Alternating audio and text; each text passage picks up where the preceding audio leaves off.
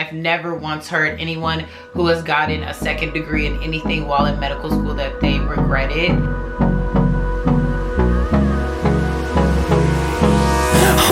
Hey you guys, and welcome back to my channel. It is Shay Michelle, and I'm so excited that you are joining me today. This is a very much long-awaited video. I've been meaning to make this video for months now, and I am not exaggerating, sadly, but this is going to be a video surrounding all the opportunities in med school, and specifically dual degrees. There are an abundance of dual degrees you can get, and I am currently getting my MBA or Master's in Business Administration. I just wanted to make a video talking about all of the different options you have and generally how they work, basically. First things first, I'm actually going to start with the different dual degree opportunities because I think it'll allow us to have a good foundation, and then we're going to go from there. Next, I'm going to speak about what you should consider and then general options. It'll tie together perfectly by the end. So let's dive into it.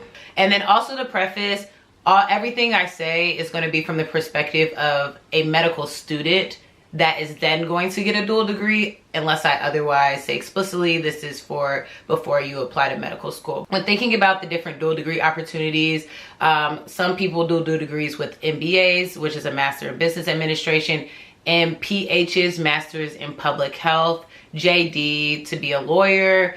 Some people do dentistry, or a last one that a lot of people do is PhD, when you become a doctorate of some specific science. So we're gonna start with the MBA because that's what I'm doing, and I've gotten a ton of questions regarding that. In regards to the MBA, the reason that a lot of people get an MBA while in medical school is because they're interested in health administration or quality improvement or having their own private practice. Via the MBA, you're able to gain management skills, leadership skills. You're also able to kind of just learn the general landscape of businesses. I think a lot of people, including myself, believe that healthcare can act very much like a business, and that can affect how we can care for patients. And so that's something that I wanted to look into, and that's something that I was extremely curious about. That is the reason a lot of people will get MBAs while being in medical school. Now talking about JD, if you want to be a lawyer, maybe I should have a video with one of my friends, but people usually will pursue this route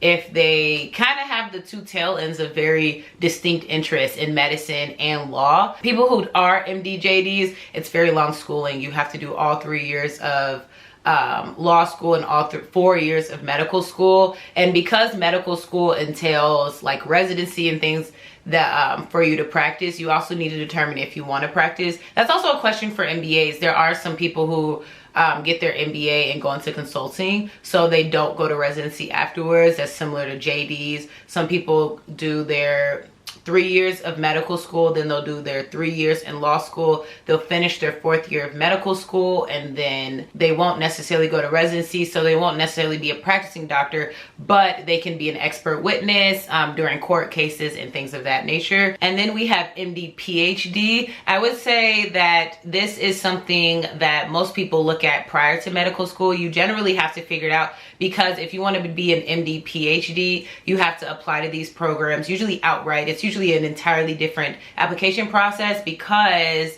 the MD PhD, number one, is free for any person in a United States medical school that's doing it. At least from my knowledge, please correct me if I'm wrong. The program is automatically free. You're also dedicating 8 years of your life. Generally, you do 2 to 3 years of medical school, then you go and do your 4 years in your PhD program, then you finish up medical school. Generally, these are like what we call physician researchers, and so they will go to residency. It's just kind of a long process you're signing up for very early in your education. Practically before you even start medical school, you kind of need to know that you do want to take this route, but a perk is that it is completely free. You would want to do this if you are extremely passionate about research, want this to be a large component of your time and of your life in the long run. I know even some of my classmates that are MD PhDs that they didn't even know specifically what research they wanted to do. So I wouldn't say that you need to know before medical school the specific research you want to do. I do think it would probably help in interviews if you were to be able to describe it, or if you're already involved with it. But the door is still open. The next is a MD MPH, or a master's in public health. This is more so people interested in, I don't want to just say public health, but people who are interested in like public health or public policy and how necessarily kind of like the impact on the general civilization. For example, when COVID happened, this was kind of right up the stream of public health, and so that was a huge discussion, and how exactly we can assist the general population and trends and such. If you're kind of more so interested in the large scale things and how the population is being affected by different illnesses or policies and things of that nature, this would be a very good route for you. Also, I want to preface, you can probably get a master's in anything you want while in medical school. However, I think depending on what it is will determine if your program will support it financially or already has a set timeline in which students generally get this, whether it's after their second year, whether it's after their third year. I feel like I'm being general, but there is no set in stone standard. Even my own institution, 2 years ago, students would get their MBA after their second year, rather than now they get it after they finish almost 3.5 years. So it's very different. It's a very fluid process, and it continuously changes. Everybody I've been able to speak to, even at different schools, the general thing is that you go and begin your master's program after your third year, or after you finish all of your core clinical rotations. I'm just going to be specific to my situation. I'm an MD MBA candidate, and so with that, I did all of my first 3 years. If you were to speak to me in medical terms, I've technically even done like my 4th year. I just need to apply to residency. So I've done all 3 years. I've done all of my core clerkship rotations, and I even had enough time because of the curriculum to do like my ICU rotation and some electives. So I've practically done everything but my sub-internships, which is required for me. Not necessarily required. Actually, it is required for me to go to residency and apply to residency. So that's all that I have left. Overall, I would say this is the gist of almost every program. But I've done that. I'm now doing my first year of business school. And because business school is 2 years and the last year of medical school is not that intense anymore, I'm going to be returning to medical school next year, and at the same time I'm going to be completing my last year of medical school and my second year of business school, which is also the last year of business school. That just brings me into things to consider when thinking of dual degrees. Think about time commitment and workload. That is one of the main things. For example, when I'm a dual degree student, like a true dual degree student, and I'm actively in both schools and taking classes and rotations from both places at the exact same time, that is going to be a much heavier workload. I will say that I've talked to some students in the class above me that's in the very same situation, and they have told me that it's extremely manageable, because at this point in medical school you're really just doing electives, and you can choose, you know, ones that do not require a lot of your time and a lot of your physical presence in any specific places. So it allows you to take the business school classes, because that's generally in person, but in general it's going to be a big time commitment, and in school and out of school for me. Another thing that you should definitely consider is cost. These are 2 graduate doctorate programs, and they are not cheap. They're extremely expensive. So that is something to think about in advance. Depending on your school, they may have programs where it's automatically free. At my school, if you were to get an MPH or a Master's of Public Health, it will be automatically free for all medical students. So that eliminates this cost burden. For my MBA program, I applied to an outside scholarship and luckily got it, so I have not needed to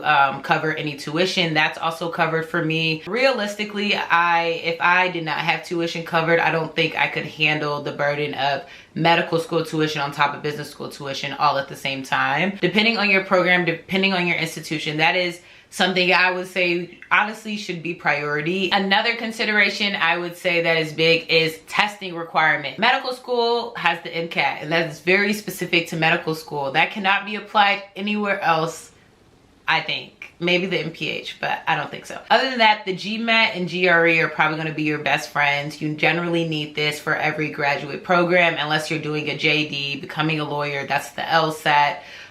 Or if you're trying to be a dentist, you could be a DDS, ND. I may be saying that backward, but you also have to do their specific testing. So this is also something to take in consideration. For me, I had my testing waived because I'm a medical student at my institution. However, I have friends at other institutions that during their third year, while they were in the middle of clerkships, they had to study for the GMAT or study for the GRE. So not only do you have to take this test, but you also have to be strategic in when you take this test, and then even more conscious of at what time in your education will you be taking this test. Will you be studying for it while you're in the middle of clerkship? I could not imagine personally. Kudos to all my friends that did that. They are absolutely amazing human beings. I couldn't imagine doing that. I feel like I was as overwhelmed as could be with just handling my shelf exams during my clerkship rotation, so let alone studying for a completely different test that has nothing to do with medicine, and that's all I've been doing the last 3 years. I feel like I've been alluding to this, so just to explicitly state the timeline of medical school and any other degree, it's variable depending on the program. I can go individually, but beginning with the MBA, you generally do 3 years, you finish all your clerkship rotations, then you do 1 year of your MBA program, then that last year you do your last year of medical school and your last year of the MBA program. However, I have friends that are actually taking 2 years off of medical school to do their entire MBA program and then going to finish that last year of medical school. I know of people who are doing the MD-JD, becoming a doctor and a lawyer. And so in that case, I'm unsure if it's 2 or 3 years, but they do that of medical school. Then they take the full 3 years off to do law school. It's not necessarily something you can kind of overlap well. Then coming back and finishing medical school. That's the same deal with MD PhDs. Generally, I would say people either finish clerkships or leave right before they start clerkships. Then they do all 4 years of their PhD program, and then they finish medical school. It's very separate. Majority of programs completely separate the 2 degrees in their schooling, rather than, for example, in my program, we have that overlap. And that's something that I found very appealing, because instead of spending 2 years to get my MBA and a few more years, it's more like I'm just doing a 5-year general medical program, and I'm able to all finish it at once. And hopefully when I graduate, I will have no more schooling for the rest of my life. I will always be a student, but no more classroom schooling, and that's what I'm very excited for. The MPH is very similar to the MBA, at least at my institution. We spend that 2nd year with the overlap. However, the MPH isn't a full 2 years. I believe it's 1.5 years. So everything's on a little bit different of a timeline. That's the overall gist. I think I have spewed all the knowledge I have regarding dual degrees, and I hope you get an understanding of what I'm doing. I will also say that depending on the degree and what you're doing, you're never really not a medical student. Even though I'm in business school, I still have to do research. Well, I don't have to, but I'm still doing research, and I'm still going to hospital for different meetings. So in my opinion, once you're a medical student, you're always a medical student until you graduate. So be prepared for that. But I think it's cool. It's an amazing experience, and it's always nice after being in the hospital and seeing patients to get a different perspective. Like being in business school and understanding more of the behind the scenes and the financials has been extremely eye-opening for me, and it makes me just want to learn more in that aspect and be able to apply all of this knowledge soon, hopefully, even in my residency program, to how I care for patients and how I can even help whatever hospital I end up at. All around, I've never once heard anyone who has gotten a 2nd degree in anything while in medical school that they regret it. I also think it's a very intentional choice, because you're taking this time away from medicine, but it also makes you a unique person and a unique knowledge base. So it's so many things to consider. I'm a proponent, if you feel like you have the time and you have the drive and it's something you're very interested in. We're already dedicating so many years to medicine, so I think that adding another year or maybe 2 in the bucket won't cost you too much, hopefully. That is just my outlook, but I hope you guys enjoyed this video. I hope it was informative, and I hope that you may have a new perspective on the different opportunities in medical school, and that once you start medical school, it doesn't only have to be medical school. You can always branch out and still explore other interests. On that note, you guys, I just want to say I hope you enjoyed this video. Thank you guys for watching, and I will see you guys in my next one.